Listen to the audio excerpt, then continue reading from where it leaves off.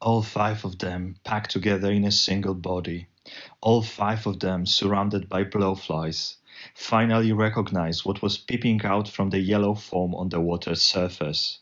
The rotten face of a corpse, floating among the rushes and the plastic bags swept in from the road on the breeze. The dark mask sitting under a myriad of black snakes, smiling. They called her the witch. Hi guys, it's Kamil here, and today I'm coming to you with my 9th review of the International Booker Prize longlisted book. This time we will talk about the audience's favorite, probably the most widely appreciated and read book on the list, Hurricane Season by Fernanda Melchor, translated by Sophie Hughs.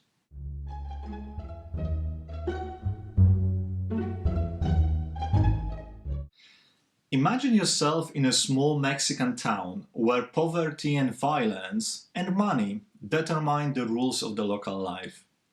Imagine yourself being part of a community where machismo culture is the manner with which local men save the last drops of dignity in the world that has so little to offer to the uneducated and poor. Their only asset is their body, their muscles, or in terms of younger of them, the sexual attributes of their bodies. Imagine yourself being part of the world where a machete is often the surest way to solve any disputes. Imagine yourself in a community where those uneducated men still believe in the witchcraft of women, being able to tie those men down with the witch ways of their own or with the help of local witches. And often because of that, the relationships between those men and the local woman are built from the beginning on the mistrust and magical thinking. Imagine yourself in a community where if you are a woman, uneducated or not coming from money, you either try desperately to tie yourself to your man and let him lead the way, or if you dream about building a life on your own, you have a path of a prostitute to work on, as none other job offers you the means to get by your own. Imagine yourself in a community where magical thinking, believing in jinx, curses, black magic, and generally in witchcraft is omnipresent in the local lives and is often a source of escaping from the traps life sets on the weakest ones. This is a setting for Fernanda Melchor's novel, Hurricane Season. In this novel, the killing of the local witch sets the narration into motion, introducing a set of fallen characters related directly or indirectly to the murder. Those are prostitutes, jobless men, or drug addicts selling their bodies to get by. All of them dreaming of escaping from that place to transform into different versions of themselves.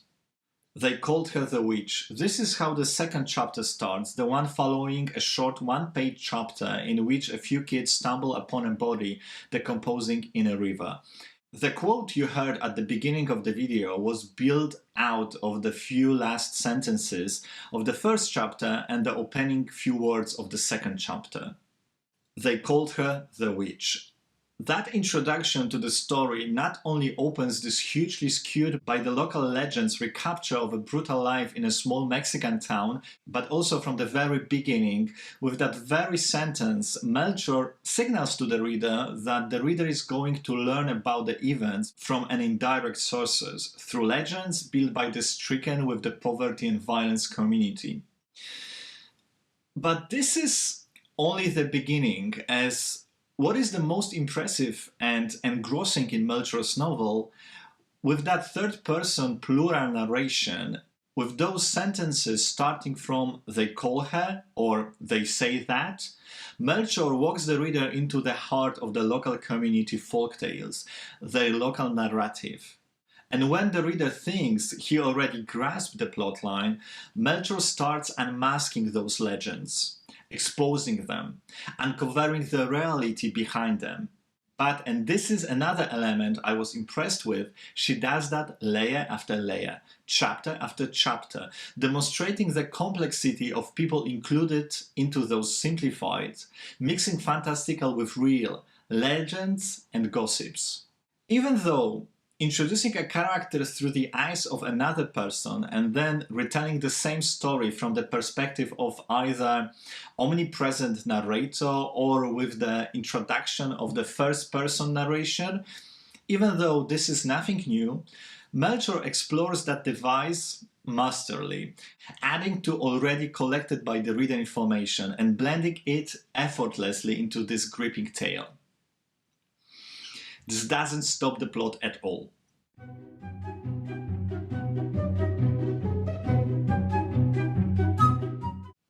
As you could gather from my description of the setting of the novel, Melchor in Hurricane Season explores the degradation of the society located on the outskirts of capitalism. The company, the oil conglomerate, surrounded with the same sort of magical thinking that accompanies all other elements of the local life, is for many characters the dreamland, absolutely unreachable, but the one they dream about escaping to. The inhabitants of that dreamland, the employees of the company, exploit the local community. They exploit the local women working as prostitutes, they exploit the young men that work in the same trade, while older local men unable to find their footing in this world of money and violence are condemned to retreat to the world of drugs and alcohol abuse. This capitalist undertone of the novel is never on the front page, but it's always there, creeping in the background. The money always being short are a constant topic of various discussions of Melchor's characters. The money is the driving force of most of the actions taken by those characters. Money is the goal as well as is the doom, the destroying force.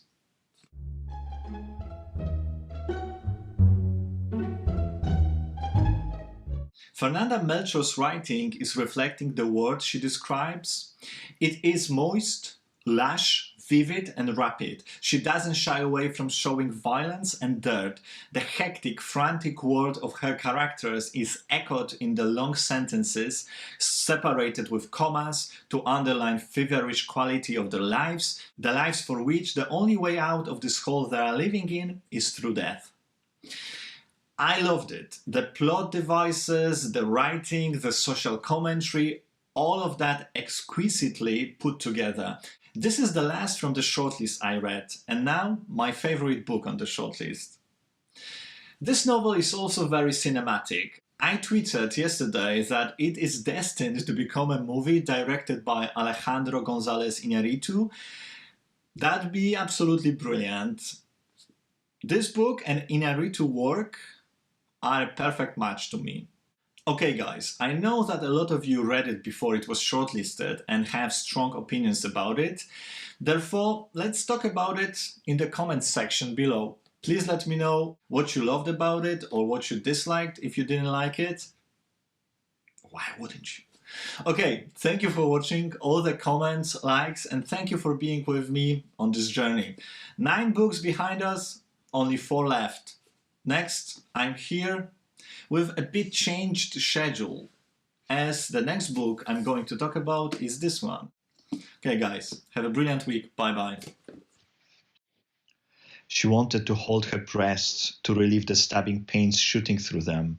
She wanted to push the sweaty strands of hair from her face, to scratch the maddening itch she felt across her stomach, to yank out the plastic tube stuck in the hole in her forearm. She wanted to pull and pull at those bindings until they broke. Escape from that place where everyone stared at her with pure hatred, where everyone seemed to know what she'd done, to wring her hands, to cut her own throat and release the elemental cry, which, just like her urine, she could hold in no longer. Mama, Mamita, she keened in chorus with the newborns. Mamita, I want to come home. Forgive me for all that I've done to you.